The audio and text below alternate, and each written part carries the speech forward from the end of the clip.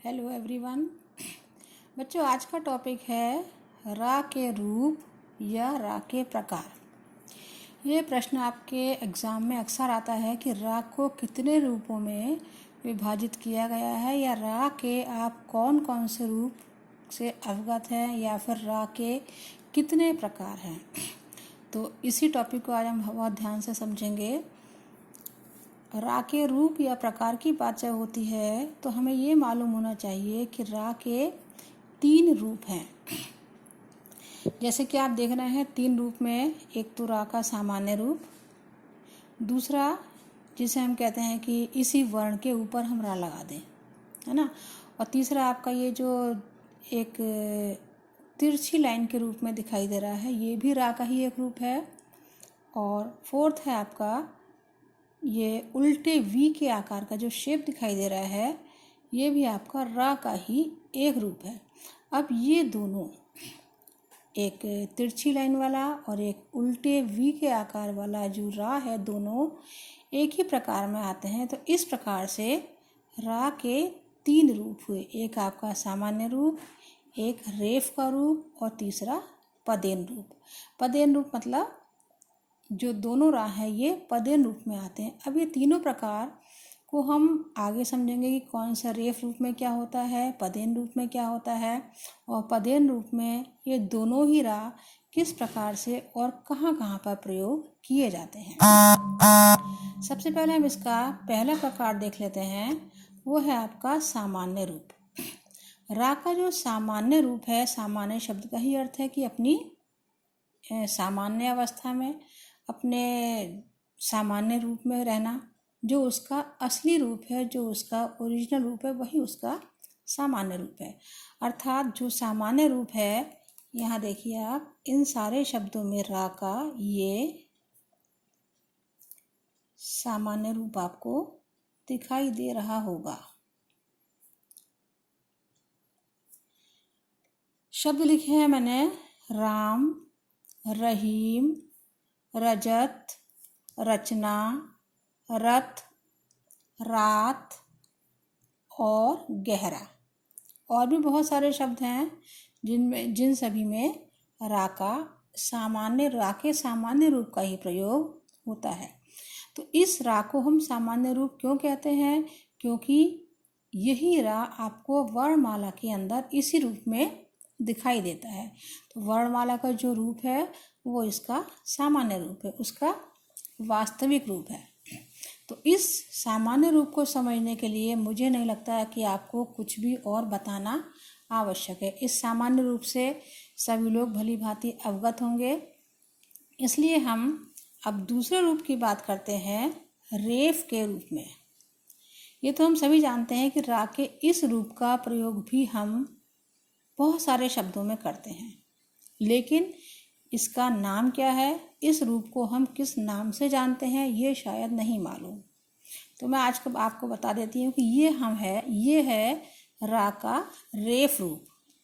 अर्थात रा को हम जब इस रूप में प्रयोग करते हैं तो उसे रेफ कहा जाता है। तो दूसरा प्रकार हुआ रेफ के रूप में रा का प्रयोग। अब आपको ये पता होना चाहिए कि इस रूप में, रेफ के रूप में, यानी कि आधे रा के रूप में हम रा का कहाँ पर प्रयोग करते हैं, या रेफ का प्रयोग हम कहाँ करते हैं। तो आप चाहें तो इसको नोट भी कर सकते हैं। फिलहाल मैं आपको बता दे रही हूँ कि जो रेफ है, ये जो आपका आधा रा ऊपर दिखाई दे रहा है, जैसा कि मैंने यहाँ ब्रैकेट में लिख दिया है आपको, जिससे याद रहे कि स्वर रहित, अर्थात रेफ जो रा वर्ण है वो अपने आप में आधा होता है। यहाँ आप नीचे देख रहे होंगे, अभी मैं आपको इन सब उदाहरणों के द्वारा ये समझाऊंगी। तो जो रेफ का प्रयोग है अरहित होता है, रेफ का प्रयोग अरहित होता है, अर्थात जो रा होता है उसमें आधा होता है, इसमें कोई भी स्वर नहीं होता। और इसके बाद जब कोई दूसरा व्यंजन आता है, अर्थात जब पूरा व्यंजन आता है, जैसे कि आप यहाँ देख रहे होंगे, तब वहाँ पर रेफ के इस रूप का प्रयोग किया जाता है। आइए इसको हम कुछ उदाहरणों के द्वारा समझ लेते हैं। मैंने यहाँ कुछ शब्द लिखे हैं। सबसे पहला है आपका कार्य, सेकंड सूर्य, वर्ष, पूर्व, धर्म, गर्मी और सर्दी। जो पहला वाला शब्द है आपका वो है कार्य। अब इस चीज़ का हमें ध्यान रखना है कि जब मैंने आपको ये बताया है कि जब स्वर रहित रा के बाद कोई पूरा व्यंजन आता है, आइए इसको एक बार जो लिखा है समझ लेते हैं। जैसे का, कार्य का, पहले आपका का आ गया, उसके बाद अब ये वाला जो रा है इसको हम, चूंकि ये स्वर रहित है, इसके साथ रा के साथ आ नहीं है। वैसे आपको ये मालूम होगा जितने भी व्यंजन होते हैं, व्यंजन की परिभाषा ही है कि जब जिनके साथ जो स्वर के सहित प्रयोग किए जाते हैं, जिनका उच्चारण स्वर के साथ किया जाता है, वही व्यंजन कहलाते हैं। लेकिन यहाँ आप देख रहे होंगे इसमें रा में व्यंजन, रा व्यंजन में स्वर नहीं है, अर्थात ये स्वर रहित है, स्वर के बिना है। इसलिए हमने इसको एक तिरछी लाइन के द्वारा दर्शाया है। इससे हम ये जान सकते हैं कि ये व्यंजन स्वर के रहित है। और उसके बाद हमने लिखा है या, यानी कि कार्य, कार्य, इसे हम पढ़ेंगे कार्य। लेकिन आपको ये पता होना चाहिए, इस प्रकार से हमने केवल आपको समझाने के लिए लिखा है कि इस वर्ण को या इस शब्द को हम यहाँ कैसे लिखेंगे या क्यों लिखेंगे। लेकिन जैसे और शब्द भी लिखे हैं, कार्य, सूर्य, वर्ष, पूर्व, धर्म, गर्मी, सर्दी आदि।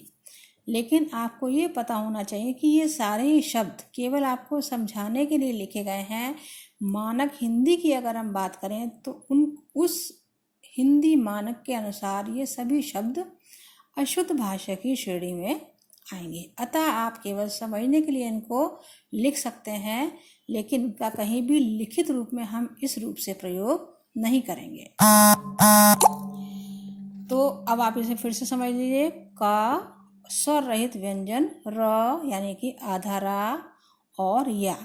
अब आपको ये मालूम होना चाहिए कि जब स्वर रहित व्यंजन के बाद कोई दूसरा पूर्ण व्यंजन आता है, पूरा व्यंजन आता है, आप यहाँ देख रहे होंगे इस या के साथ आ भी छिपा हुआ है। या के साथ स्वर आ है, इसलिए ये पूरा है और ये आधा है। अब चूंकि इन दोनों ही वर्णों के बीच में स्वर रहित व्यंजन र आया है, इसलिए इस कंडीशन में, क्योंकि बीच में जब भी स्वर रहित व्यंजन आता है तो उसे कभी भी इस तरह से नहीं लिखा जाता है। उसे हम कैसे लिखेंगे? उस रा को हम नेक्स्ट जो आपका वर्ण है, आगे वाला जो वर्ण है, उसके ऊपर रेफ के रूप में लगा करके लिखेंगे। इसलिए इस रा को हमने कार्य इस तरह से लिखा है। हालांकि ये आधा है, ये आपको पता है ये आधा है, लेकिन फिर भी हम इसको इस रूप में ना लिख करके या के ऊपर इस तरह से लगा करके, रेफ के रूप में लगा करके तब लिखते हैं। इसी तरह से आप देखिए, सेकंड शब्द है आपका सूर्य, सूर्य लिखा है, फिर आधा रा यानी कि स्वर रहित व्यंजन है, और उसके बाद या है। इसका वर्ण विच्छेद हमने किया, वर्ण विच्छेद नहीं किया है, सॉरी। इसको जब रा को हमने स्वर रहित लिखा है, तो चूंकि दोनों व्यंजनों के बीच में रा आधा आ रहा है, इसलिए इस रा का प्रयोग अगले वाले वर्ण या के ऊपर रेफ के रूप में किया जाएगा। इसी तरह से अगला शब्द है वर्ष। वर्ष में भी सेम ऐसी ही स्थिति है। सबसे पहले वा, आधा रा और मूर्धन्य शा।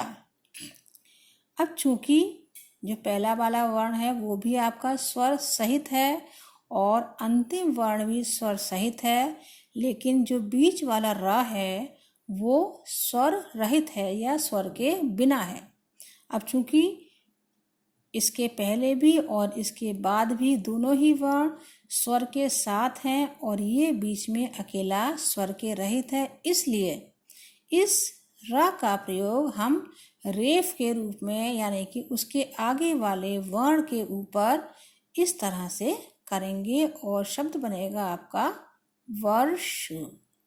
वर्ष। आगे देखिए पूर्व। अगर हम इसमें से पूर्व में से रा जो लिखा है इसका हलंत हटा दें तो ये स्वर के सहित हो जाएगा, लेकिन हमने इसके रूप को अलग करके आपको दिखाया है कि हम इसे कैसे लिखेंगे। तो यहाँ पे भी ऐसा ही लिखा है जैसे ऊपर था। पहला वाला वर्ण है पू, सेकंड है र और लास्ट है वा के साथ भी आ है और इसके साथ भी स्वर है, ऊ की मात्रा है। केवल आधा रा है जो इन दोनों के स्वर सहित व्यंजनों के बीच में है, इसलिए चूंकि ये बीच में है, अगर ये अंत में होता तो शायद इसको आधा लिख दिया जाता। ये आपको पता होना चाहिए। बहुत सारे ऐसे शब्द हैं जिनके अंत में हलंत लगाया जाता है और वो हलंत वाले शब्द हमेशा शब्द के अंत में लिखे होते हैं, लेकिन यहाँ पे जो आपका रा है वो स्वर रहित होने के साथ ही साथ दो व्यंजनों के, दो पूर्ण व्यंजनों के बीच में है, इसलिए इसे इस तरह से ना लिख करके हम रेफ के रूप में इसके अगले वाले वर्ण के ऊपर इस तरह से लगाएंगे और शब्द बना आपका पूर्व। नेक्स्ट है आपका धर्म।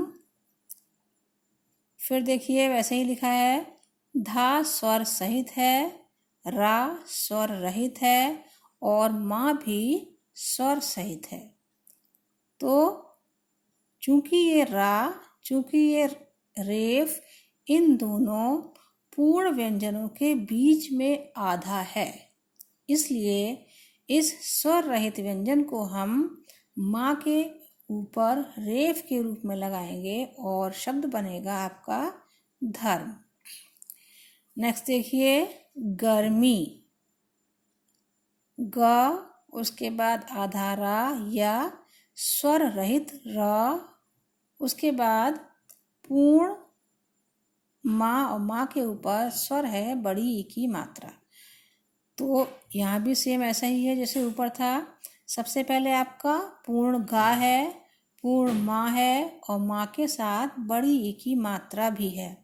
तो ये दोनों ही वर्ण अपने आप में पूर्ण है और इन दोनों पूर्ण वर्णों के बीच में आपका स्वर रहित व्यंजन रा है, इसलिए इस रा को हम माँ के ऊपर या मी के ऊपर इस तरह से लगाएंगे। गर मी। अब हमने चूंकि आपको मालूम है मी के ऊपर लगाया है तो उससे पहले ही इसका उच्चारण किया जाएगा, गर मी। ये आपका अब शब्द बना गर्मी। इसी तरह से सर्दी शब्द भी लिखा है। स स्वर सहित व्यंजन, र स्वर रहित व्यंजन और दा स्वर सहित, उसके बाद ई की मात्रा, बड़ी ई की मात्रा। अब इस पूरे शब्द में भी आप देख रहे होंगे कि पहला वर्ण भी स्वर सहित है और अंतिम वर्ण भी स्वर सहित है, उसके बाद उसके ऊपर ई की मात्रा है, लेकिन इन दोनों वर्णों के बीच में जो र है, जो रेफ है, वो स्वर रहित है। चूंकि ये स्वर रहित है और दोनों वर्ण अपने आप में पूर्ण है, इसलिए इस रा का प्रयोग भी, इस रेफ का प्रयोग भी अगले वाले वर्ण दा के ऊपर किया जाएगा। इसी तरह से अगला शब्द है आपका अर्घ्य। इसका पहले वर्ण विच्छेद देख लेते हैं कि किस तरह से होगा, क्योंकि इसमें एक वर्ण आधा आया है रेफ के साथ साथ। सबसे पहला वर्ण है आपका आके आ जो है आपका स्वर सहित है, उसके बाद रा। अब चूंकि घ आधा है और रा भी आधा है, अब अगर आप उच्चारण करते हैं तो आ के बाद किसका उच्चारण होगा, रा का। तो सबसे पहले आधा रा लिखा जाएगा और उसके बाद आधा घा और फिर अंत में या जो कि स्वर के सहित है। तो इसमें भी आप देख रहे होंगे ये थोड़ा सा अलग शब्द दिया हुआ है, लेकिन इसमें अगर आप ध्यान से देखेंगे तो पहला वर्ण और अंतिम वर्ण दोनों ही अपने आप में पूर्ण हैं, पूरे हैं, यानी कि स्वर के साथ लिखे हुए हैं और उनके बीच में आपको वैसे आधा घा दिखाई दे रहा होगा, लेकिन चूंकि जो रा है वो या के ऊपर लगा है, रेफ के रूप में लगा है, इसलिए रा को आप घा से भी पहले बोलेंगे। तो शब्द क्या होगा आपका अर्घ्य। या से पहले घा, चूंकि ये आधा है, इसके साथ बोला जाएगा और उससे पहले रा। तो जिस तरह से हम बोलेंगे वैसे ही इसको लिखेंगे भी। तो सबसे पहले आपका आया स्वर सहित अ, फिर स्वर रहित र, उसके बाद स्वर रहित घ जो कि आपको आधा दिखाई दे रहा है, और अंतिम वर्ण आपका स्वर सहित या। फिर से समझ लीजिए इसको। चूंकि घा को या के साथ बोलेंगे, इसलिए घा से पहले आप रा का प्रयोग करेंगे। शब्द कैसे बोलेंगे? अर्घ्य, अर्घ्य, अर्घ्य। तो जैसे हम बोल रहे हैं वैसे ही ठीक इसका विच्छेद भी करेंगे, इसको लिखेंगे भी। देखिए, स्वर सहित आ, स्वर रहित अर, रा हो गया। स्वर रहित घ, चूंकि ये आपका आधा है, ये लाइन नहीं है, मैंने इस तरह से आपको समझाया था तो यहाँ लाइन खिंच गई है। और उसके बाद पूरा या, यानी कि पहला और अंतिम वर्ण आपका पूर्ण है, स्वर सहित है, और बीच में दोनों ही वर्ण आपके आधे दिखाई दे रहे हैं, इसलिए आपका इस प्रकार से शब्द बना अर्घ्य। उसके बाद देखिए शब्द है आपका पर्व। सबसे पहले आपका स्वर सहित पा, उसके बाद आधा रा यानी कि स्वर रहित रा, उसके बाद वा यानी कि पूर्ण वा। अब चूंकि जो रा है वो दोनों व्यंजनों के बीच में आधा आया है, इसलिए इस रा का प्रयोग वा के ऊपर रेफ के रूप में किया जाएगा। तो आपका शब्द बना पर्व। तो ये हुआ आपका रेफ के प्रकार और रेफ को हम किस रूप में प्रयोग करते हैं। इसका तो इस तरह से दो प्रकार हो गए रा के। एक आपका सामान्य रूप, दूसरा रेफ के रूप में, और तीसरा प्रकार है आपका पदेन रूप में। जैसा कि मैंने आपको इससे पहले बताया था कि पदेन रूप में दो तरह से रा का प्रयोग किया जाता है। पहला जो आप देख रहे हैं वो एक तिरछी लाइन के रूप में आपको दिखाई दे रहा है, और दूसरा जो रूप है उल्टे वी के आकार का दिखाई दे रहा है। इन दोनों को ही हम पदेन रूप में प्रयोग करते हैं। अब इसके लिए आपको ये पता होना चाहिए कि पदेन शब्द का अर्थ क्या है। जैसे कि आपको पता है पद शब्द का अर्थ होता है पैर, अर्थात पैर चूंकि हमारे शरीर का जो भाग है उसमें सबसे नीचे की तरफ होते हैं, इसी तरह से इन दोनों रा का प्रयोग भी शब्दों के या वर्णों के नीचे की तरफ किया जाता है, जबकि रेफ का प्रयोग वर्ण के ऊपर किया जाता है। और इसको हम पदेन रूप में इसीलिए जानते हैं क्योंकि इसका प्रयोग वर्णों के नीचे किया जाता है। अब यहाँ देखिए, अब इस पदेन रूप के रा का प्रयोग कहाँ होता है? इसका प्रयोग जो स्वरहीन व्यंजनों के बाद रा आता है वहाँ इसका प्रयोग किया जाता है। देखिए, कुछ उदाहरण के द्वारा इसको स्पष्ट कर देते हैं। जो आपका पहला वाला रूप है, पहले मैंने आपको उससे संबंधित कुछ उदाहरण लिखे हैं। जैसे सबसे पहला है आपका प्रश्न, उसके बाद क्रम, चक्र, ग्रह और भ्रम। इसमें जो पहला शब्द है वो है आपका प्रश्न। अब इस शब्द को समझने के लिए मैं आपको इसका विच्छेद करके दिखा देती हूँ कि अगर हम इसका विच्छेद करेंगे तब इस शब्द को कैसे लिखेंगे। वैसे तो आपको मालूम है कि जब वर्ण विच्छेद किया जाता है तो उसमें प्रत्येक वर्ण को अलग अलग करके लिखा जाता है।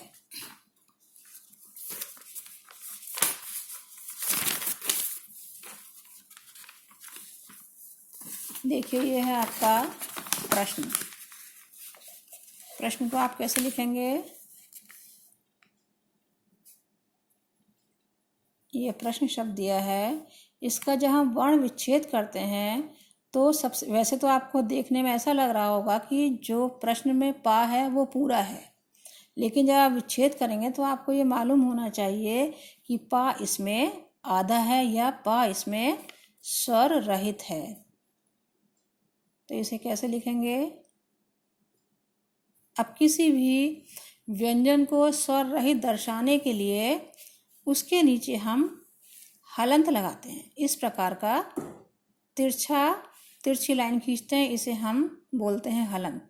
तो वर्ण विच्छेद में सबसे पहले पा, उसके बाद रा। अब ये जो रा लगाया है ये आपको देखने में आधा दिखाई दे रहा है, लेकिन जब आपने वर्ण विच्छेद किया तो यहाँ आप देखेंगे कि रा अपने आप में पूरा है, यानी कि रा जो है स्वर के साथ है। अब आपका वर्ण बना ये प्र। शा होना तो आप जैसे है वैसे ही रहेगा। पा, फिर से लिख देती हूँ मैं आपको, प्लस रा इसमें पूरा है। अगर हम पूरे शब्द का वर्ण विच्छेद करेंगे तब क्या हो जाएगा? रा प्लस आ प्लस श प्लस ना प्लस आ। लेकिन यहाँ हम पूरे वर्ण शब्द का वर्ण विच्छेद मैंने आपको बता दिया है, लेकिन केवल हम यहाँ देखेंगे कि प्र शब्द, प्र वर्ण कैसे बना है। इसमें आधा पा है और रा पूरा है, रा आधा नहीं है। तो इस तरह से पा आधा यानी कि स्वर रहित और रा स्वर के सहित। तब आपका ये शब्द हो गया। जब ऐसी स्थिति होती है तब वहाँ पे रा को हम रेफ के रूप में नहीं बल्कि पदेन रूप में या एक तिरछी लाइन के रूप में प्रयोग करते हैं। और इस तरह से जब हम रा को लिखते हैं या पदेन रूप के इस रूप में जब हम रा को लिखते हैं तो उसको उसी वर्ण के साथ उच्चारित भी करते हैं। जैसे हमने यहाँ पे लिखा है प प्लस रा, तो इसे कैसे बोलेंगे? प्र। पा के साथ रा बोलेंगे प्र। कुछ लोग बोलते हैं पर्शन, जैसे कि मैं आपको बता देती हूँ। जैसे आपका शब्द क्या है? प्रश्न। अगर आप इसका गलत उच्चारण करते हैं तो बहुत सारे बच्चे इसको प्र ना बोल करके पर भी बोल सकते हैं, जो कि बिल्कुल गलत है। क्यों? क्योंकि यहाँ पे पा आधा है और रा पूरा है, तो रा के साथ पा को बोलेंगे तो वर्ण बनेगा आपका प्र। ऐसे ही जो आपका दूसरा शब्द दिया है उसमें का आपका आधा है और रा आपका चूंकि पूरा है, तब इसको हमने पदेन रूप में का के नीचे इस तिरछी लाइन की तरह से लगाया है और शब्द आपका बना क्रम। नेक्स्ट उदाहरण है आपका चक्र। इसमें भी चा आपका स्वर सहित है, फिर आधा का और रा पूरा है। जैसे कि मैंने आपको पहले वाले उदाहरण में अलग अलग करके बताया है, वैसे ही सेम यहाँ भी होगा। लाइए इसको फिर से बता देती हूँ। चक्र में आपका जो चक्र है, चूँकि ये शब्द के अंत में दिया है, चा आपका पूरा है, इसका हम वर्ण विच्छेद नहीं करेंगे, केवल वही शब्द मैं आपको समझाऊंगी जहाँ आपको कन्फ्यूज़न होगा। ये है आपका का आधा और रा पूरा। तो का आधा है और रा आपका स्वर के साथ है। क्योंकि इस कंडीशन में हम रा को किस तरह से लगाएंगे? का के नीचे पदेन रूप में लगाते हैं। जब इस तरह से आता है तो इसलिए आपका शब्द क्या बना? का के नीचे आपने रा लगाया, पदेन रूप में शब्द बना आपका चक्र। नेक्स्ट है आपका ग्रह। गा के साथ रा। गा आपका स्वर सहित है और गा आपका स्वर रहित है और रा आपका पूरा है, तो शब्द वर्ण बना आपका ग्रह और ह ग्रह। नेक्स्ट देखिए भ्रम। भा आपका स्वर रहित और उसके बाद रा पूरा है जो कि पदेन रूप में इसके नीचे लगा है, तो वर्ण बनेगा आपका भ्र, भा के साथ रा बोलेंगे और उसके बाद है माँ, तो पूरे शब्द का उच्चारण हुआ भ्रम। तो ये वो शब्द हुए जिसमें पदेन रूप में रा का प्रयोग तो होता है लेकिन इस तिरछी लाइन के रूप में होता है। एक बार सारे शब्दों का उच्चारण मैं करके आपको बता देती हूँ। सही शब्द भी हम कैसे बोलेंगे और कुछ बच्चे उसको गलत रूप में कैसे बोलते हैं, मैं आपको दोनों ही उच्चारण करके बताती हूँ। पहला शब्द है आपका प्रश्न। ये सही उच्चारण है प्रश्न, लेकिन कुछ लोग इसे प्रश्न भी कहते हैं जो कि बिल्कुल गलत है। नेक्स्ट है आपका क्रम। क्रम को अगर आप गलत रूप में उच्चारित करेंगे तो हो जाएगा आपका कर्म, जो कि गलत है। उसमें रा आपका पूरा आ रहा है, जबकि यहाँ पे आपका कर्म में रा आपका रेफ के रूप में जाएगा, जबकि ये आपका का के साथ लगा है। फिर है आपका चक्र और उसके बाद ग्रह और अंतिम शब्द है आपका भ्रम, भा के साथ रा और माँ भ्रम। तो ये तो आपका पदेन रूप का पहला प्रकार हुआ जो कि आप देख रहे हैं कि तिरछी रेखा के रूप में हम प्रयोग करते हैं। अब आपको ये भी बताना ज़रूरी है कि इस पदेन रूप का प्रयोग हम कहाँ करते हैं, कैसे करते हैं, ये तो आपने देख ही लिया। जो दूसरा प्रकार है उसके बारे में हम बात करेंगे कि जो इसका वी के आकार का आपको पदेन रूप दिखाई दे रहा है, इसका प्रयोग हम कहाँ पे करते हैं। इसमें सबसे पहले मैंने कुछ शब्द लिखे हैं।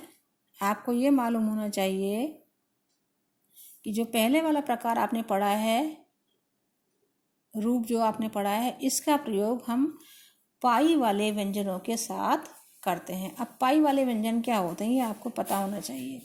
जैसे कि एक लाइन वाले, जैसे क्रम में का, पा में ये पाई हो गई, ये लाइन हो गई। क्रम में ये पाई हो गई, च में ये पाई हो गई, ग में ये पाई हो गई, ऐसे ही भ्रा में भी ये पाई हो गई। तो इस तरह से लाइन या पाई वाले जो व्यंजन होते हैं उनके साथ हम पदेन रूप के इस रूप का प्रयोग करते हैं।